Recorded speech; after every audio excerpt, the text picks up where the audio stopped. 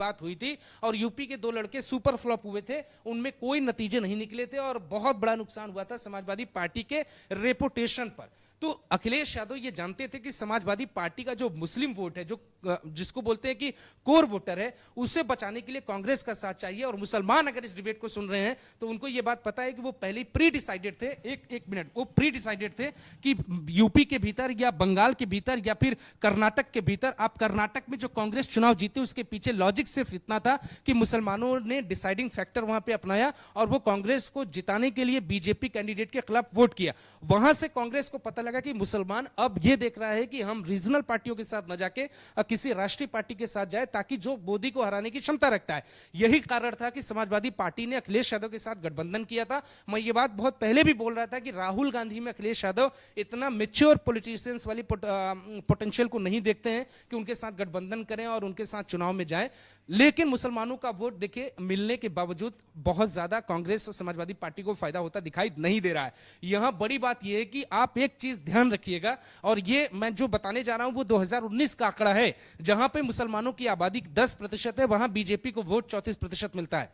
ध्यान देने वाली बात, जहां मुसलमानों की आबादी 20% है, वहां बीजेपी को वोट लगभग 39% मिलता है। और जहां मुसलमानों की आबादी 20 से 40% है, वहां बीजेपी को 45% के आसपास वोट मिलता है। ये होता इसलिए है क्योंकि ध्रुवीकरण होता है। राजनीति में ध्रुवीकरण एक बहुत बड़ा मुद्दा है और इस पर बहुत विस्तार से बात की जानी चाहिए। यह कारण है कि बीजेपी को बहुत फायदा हुआ। और बूथ पे जैसे ही वोटर देखता है कि बुरके में वोट एक तरफ जा रहा है, दूसरी तरफ जो है वो माहौल बदल जाता है। तो ये एक राज्य का सर्वे, उत्तर प्रदेश, चूंकि हमारे दर्शक जो उत्तर प्रदेश के सबसे ज्यादा है, इसीलिए हमने सबसे पहले एग्जिट पोल उत्तर प्रदेश का दिखाया। और हालांकि कुछ दिन अगर आप देखिए, पहले चरण जो आखिरी चरण था उसके पहले तक हम लोग नंबर थोड़ा ज्यादा दे रहे थे, लेकिन अभी जो नंबर आपके सामने ये फाइनल है, थोड़ा बहुत इसमें ऊपर नीचे हो सकता है। एनडीए को पिछली बार 64 सीटें मिली थी, लेकिन एनडीए को इस बार जो है ज्यादा सीटें मिलने का अनुमान है। प्रकाश भाई, इलेक्शन में ऐसा क्या हुआ इलेक्शन में कि 3 बार हो गया लोकसभा, 2 बार हो गया विधानसभा, ये यूपी के बुआ भतीजा, दोनों युवा, दोनों जो है, दोनों लड़के, सब मिलकर भी बीजेपी का रथ क्यों नहीं रोक पा रहे हैं? क्या प्रॉब्लम इनको समझ में आ रही होगी? अभिषेक, एक चीज अगर आप इन नंबर्स पर देखोगे, सबसे जरूरी बात यह है अभिषेक, ये नंबर्स, वही जो आप साइलेंट वोटर कह रहे थे, जो वोटर किसी एग्जिट पोल का हिस्सा नहीं होता, किसी ओपिनियन पोल का हिस्सा नहीं होता, वो वोटर्स के नंबर हैं ये। और ये जो जन कल्याणकारी योजनाएं जो घर घर तक पहुंची हैं अभिषेक, जिसके घर में शौचालय बन गया, बैंक खाता है, पैसा आ रहा है, अभिषेक ये वो नंबर्स हैं। और वो नंबर्स, अगर आप ये समझो विपक्ष के वो वादे, 1 लाख रुपया, 2 लाख रुपया, तमाम तरह के वादे, और बावजूद इसके अगर उत्तर प्रदेश में योगी और मोदी ये सब कर पा रहे हैं, तो मुझे ये लग रहा है ये नंबर तो अभिषेक फिर तो दिल्ली तक आ रहा है। ये तो कोई रोकने वाली बात नहीं है। और इस नंबर्स के बाद फिर आप ये समझ लो कि आखिर क्यों विपक्ष ने, इंडिया गठबंधन ने इस पूरे एग्जिट पोल का जो है बाइकआउट कर दिया। वो क्यों इस बहस का हिस्सा बनेंगे, जहां आप यूपी में से एग्जिट पोल के नंबर उसको 60 से 70 दे रहे हैं? तो आखिर 3-3 बार एक सरकार, एक जोड़ी जो है, अपने नेता के दम पर किसी राज्य में या देश में अगर इस तरह के नंबर ला रहे हैं, अभिषेक, मोदी की काट विपक्ष, अभी 3 चुनाव हो गए भाई, अभी तक नहीं जुट पाया है, एक विकल्प नहीं तैयार हो पा रहा है इनसे। कितने मौके चाहिए भाई? 15 साल हो जाएंगे अगर ये चुनाव के बाद। देखिए प्रकाश भाई, मैं दूसरे चैनल का भी एग्जिट पोल देख रहा हूं। मैं इंडिया टीवी का एग्जिट पोल इस वक्त देख रहा हूं और दर्शकों को अपडेट कर देता हूं कि इंडिया टीवी के एग्जिट पोल में भी क्या चल रहा है। उनके एग्जिट पोल में आप देखिए 543 सीटों में से 90 सीट उन्होंने एनडीए को अभी तक दे दी है, और केरल की 20 सीटों में से जो है बीजेपी को 1 से 3 सीटें मिल रही हैं। आप अनुमान लगाइए। तो ये अनुमान हम लोग कई दिन से लगा रहे हैं। हाँ, केरल को लेकर हम लोग बोल चुके हैं कि केरल में इस बार रिकॉर्ड टूटेगा, खाता खुल रहा है 1 से 3, क्योंकि जो इनका सर्वे होता है वो अब अच्छा, हम लोगों ने उत्तर भारत से शुरू किया, उत्तर प्रदेश से, उधर साउथ से शुरू हो रहा है, क्योंकि भाई इस बार जो है ना, सबको लग रहा था कि साउथ में बीजेपी एकदम नील रहेगी, एकदम शून्य रहेगी। वो भ्रम, वो बुखार लोगों का उतरना था। और मैं तो हर वीडियो में कहता था, और ऐसे मेरे को बहुत फोन आते थे ये बात कहने के लिए कि आप इतना दावा करते हैं, बाद में लोग आपका मजाक बनाएंगे। क्योंकि ऐसा लगता है कि मैंने बहुत से संपादकों को देखा कि दाढ़ी उनकी पकी हुई है, उनके बाल पके हुए हैं, तो वो झूठ मूठ का अनाप शनाप सारी चीजें बकते हैं टीवी पर आकर। तो वो अनाप शनाप बकने का जो दौर था ना, वो राजनीति से अब एग्जिट हो चुका है। राजनीतिक फ्रॉड है, स्कैम की तरह वो काम करता है। मैं ये कह रहा हूं वो सारे वीडियो उनको डिलीट करने पड़ेंगे, वो सारे अपने पोस्ट और ट्विटर पे जाके डिलीट करेंगे। जो बातें कही गई थी वो बातें सही नहीं है, वो एक प्रोपेगेंडा का एजेंडा था। देखिए एग्जिट पोल जो साउथ का खुल रहा है वो बहुत हैरान कर देने वाला है, बहुत हैरान कर। अगर साउथ में कांग्रेस हिली तो फिर कांग्रेस कहां बची, कहां फाइट करिएगा आप? 22 में तो है ही नहीं। 22 सीटों पे आम आदमी पार्टी चुनाव लड़ रही, प्राइम मिनिस्टर फेस बनेंगे वो। ममता बनर्जी 39 सीटों पे चुनाव, 42 सीटों पे लड़ रही, वो प्राइम मिनिस्टर फेस बनेंगे। हम समाजवादी पार्टी 80 लोकसभा सीटों की राजनीति करती, वो प्राइम मिनिस्टर फेस बनेंगे। इनके पास एक प्राइम मिनिस्टर फेस नहीं था जो 543 सीटों के लिए रिप्रेजेंट कर पाए अपनी पार्टी को। और ये जो दावे हैं वो दावे और हकीकत में देखिए बहुत फर्क होता है।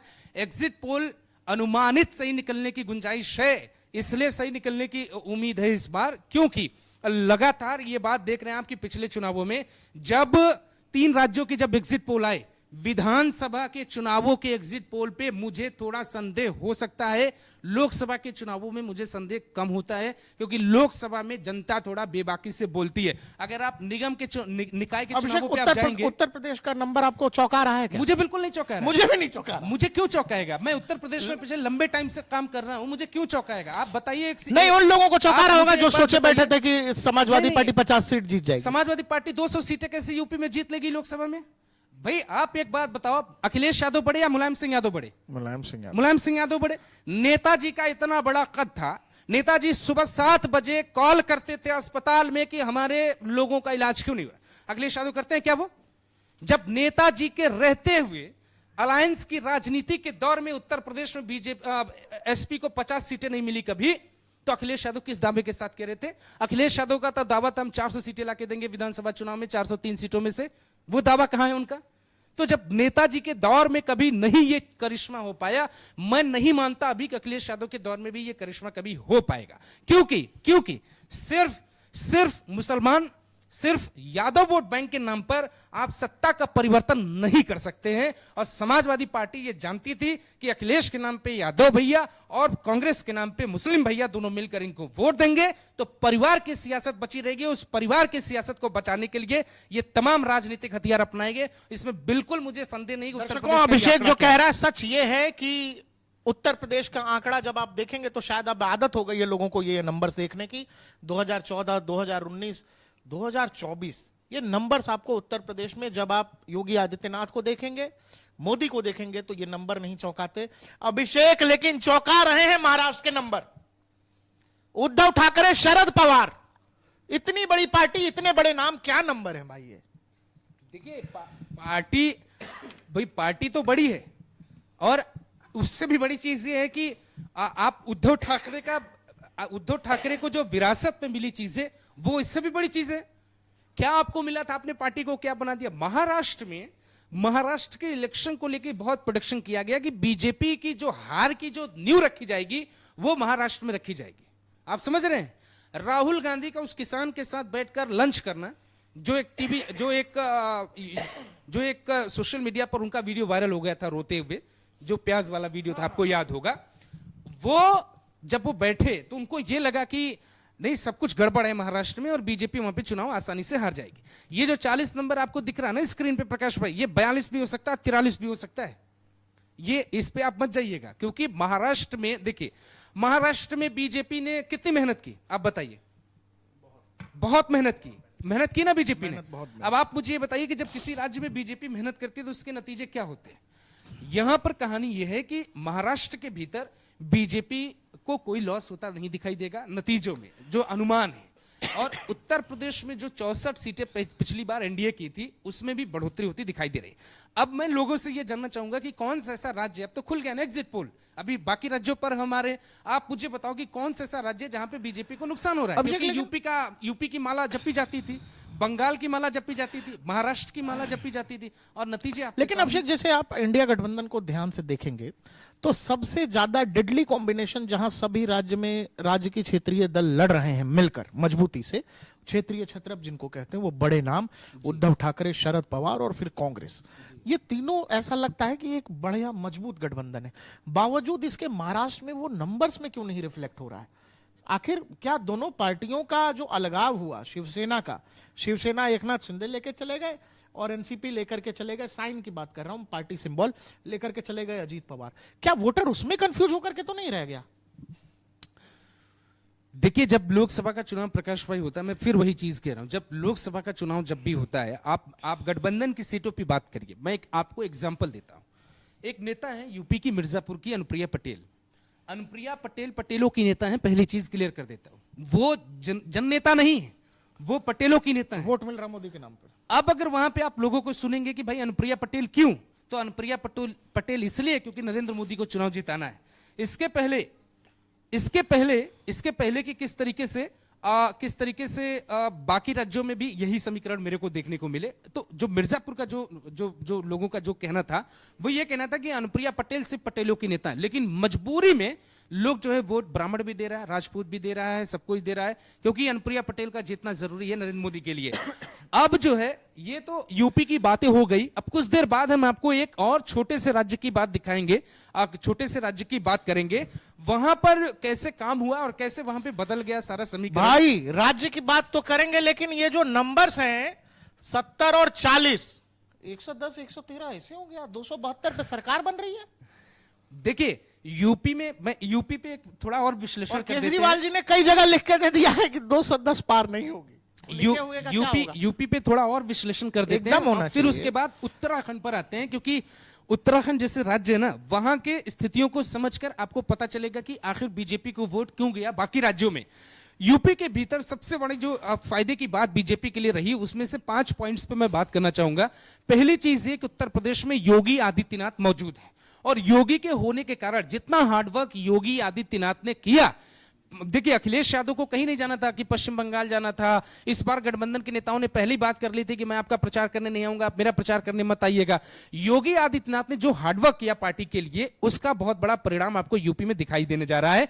ऐसी कई सीटें प्रकाश भाई थी, जैसे कैराना एक सीट है, मुझे बहुत अच्छे से पता है कि कैराना समाजवादी पार्टी चुनाव जीत रही थी, लेकिन योगी आदित्यनाथ की मेहनत रणनीति की वजह से वहां समीकरण बदले, और जब नतीजे आएंगे तो आप देखेंगे कि कैराना में बीजेपी जीत सकती है।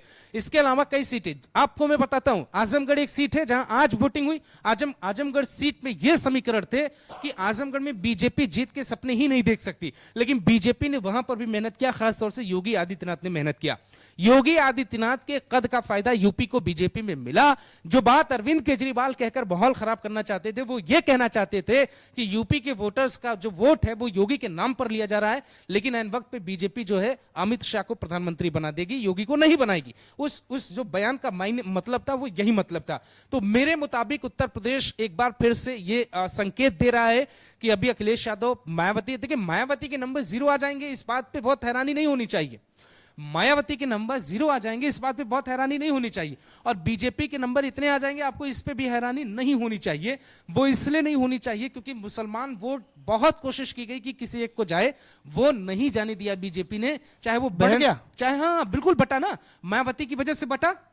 आप देखिए डिंपल जमकर मुस्लिम उम्मीदवार भी उतारे। डिंपल यादव की सीट मैनपुरी है, वहां पे मायावती ने कैसा उम्मीदवार दे दिया, घोसी यादव, जिसकी मतलब वोटिंग में अगर आप जाएंगे तो मैनपुरी में 1,80,000 वोटर्स घोसी यादव, और यादव वर्सेस यादव की लड़ाई होगी। टोटल जो वोट है मैनपुरी में यादवों का वो 4,25,000 के आसपास है, लेकिन 1,80,000 वो हैं जिसका उम्मीदवार मायावती ने बना दिया था घोसी को। तो यहां से चुनाव पूरा बदलता है, और यही समीकरण है, क्योंकि एक एक वोट मायने रखता है, और वो नतीजों में आपको दिखने जा रहा है। महाराष्ट्र में अनुमानित था ये आंकड़ा, इसलिए भी अनुमानित था क्योंकि बीजेपी ने बहुत लंबे टाइम से वहां पर काम किया। फायदा ये हुआ कि पार्टियों के टूटने का फायदा हो गया, अजीत पवार उधर चले गए, एकनाथ शिंदे इधर चले आए, इस वजह से भी, या उद्धव ठाकरे या कांग्रेस के स्तर पर वो भरोसा नहीं हो। शरद पवार इतने बड़े नेता अपने इलाके के, महाराष्ट्र से बाहर शरद पवार की राजनीति नहीं है। अब शरद पवार की राजनीति महाराष्ट्र में खत्म होती नजर आ रही है। अभिषेक, ये सब क्षेत्रीय क्षेत्र हैं, कांग्रेस के साथ चले गए, बावजूद इसके ये जो नंबर्स हैं, मैं ये समझना चाह रहा हूं भाई, 10 साल 15 साल से हम लोग इलेक्शन कवर कर रहे हैं और करते ही जा रहे हैं। हर चुनाव में ये जो मोदी का कल्ट है, ये मोदी का कल्ट का काट क्यों नहीं ढूंढ पा रही है कांग्रेस? इतना बड़ा काम है क्या? या मोदी का इमेज अब जनता के दिमाग और दिल सब जगह भर गया है कि जनता नायक मान बैठी है कि ये आदमी ही हमारा तारनहार है, इससे आगे हमको किसी के बारे में कुछ नहीं सोचना है।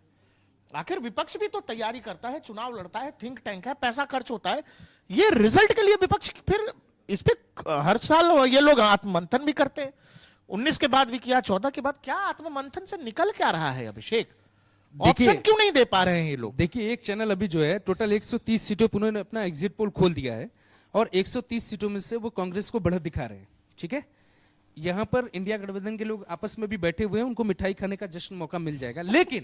लेकिन दोस्तों, इसमें एक बहुत बड़ा पेच है कि इसमें जो है अपने आप में तमिलनाडु की सीटें हैं और तमिलनाडु और केरल तमिलनाडु में जाहिर तौर पे तमिलनाडु और केरल की सीटें मिला के तो कांग्रेस को वही नंबर आता है उनको। अब जैसे ही सर्वे एग्जिट पोल इधर आएगा, जैसे जैसे यूपी की तरफ, नॉर्थ इंडिया की तरफ बढ़ने लगेगा, मध्य प्रदेश, छत्तीसगढ़, हरियाणा, दिल्ली, कहानी खराब। कहानी खराब उत्तर हो प्रदेश, बिहार, झारखंड, अब बंगाल तक जाते जाते आमी बोंगला बोली ना, खेल खराब है।